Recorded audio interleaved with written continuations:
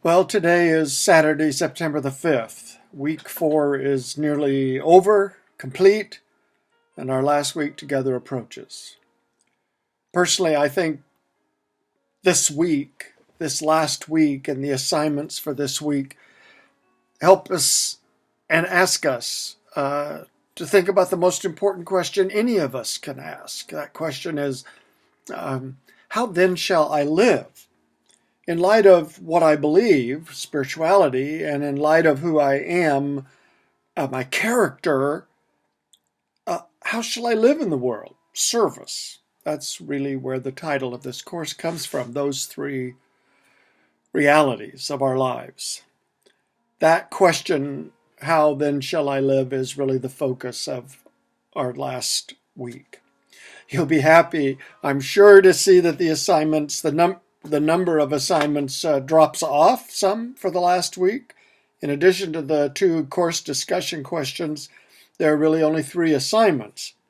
But they are no less important in the great scheme of things in this course, and it doesn't mean that the work gets any easier. First is your autobiographical essay, your final autobiographical essay, which asks you to focus on 2 of 3 categories. As they're identified in the question as it's stated in Moodle. The question is, how have the following contributed to my formation as a human being on a journey? And then it lists 3 bullet points. One of those bullet points is calling, career, life's work, vocation, in other words. The second one is spirituality. Been doing a lot of thinking about that in this course. And finally, hopes and dreams.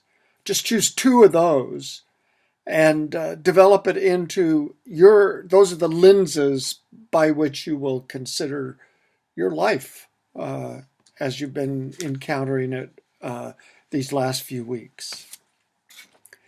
Then you have 2 other important reflection pieces, and I recommend that you work on them in this order. First, as a discussion topic, you're asked to begin the process of developing a rule of life. This is an ancient practice. It's closely connected, goes way back into medieval monastic practices, but it's highly applicable to today, and many people find this a very meaningful way of answering that question about how then shall I live?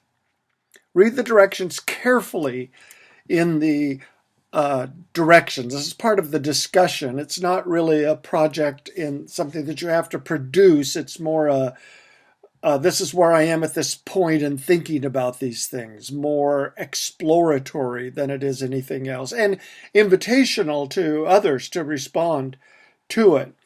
Read those directions carefully. It's asking you to think and reflect about those practices. Holy habits, I like to call them, like the ones Taylor's been talking about each chapter in Altar in the World. What are the practices that you think you should bring to your life now that will help you on your journey, help you to become the person you want to be, which segues to this final, really your big project, your spiritual journey creative project. Read through the whole description about the project that begins with these words. Design and develop a project that represents you as you want to be. The questions and directions that follow apply to this assignment for both the online and the on-ground courses.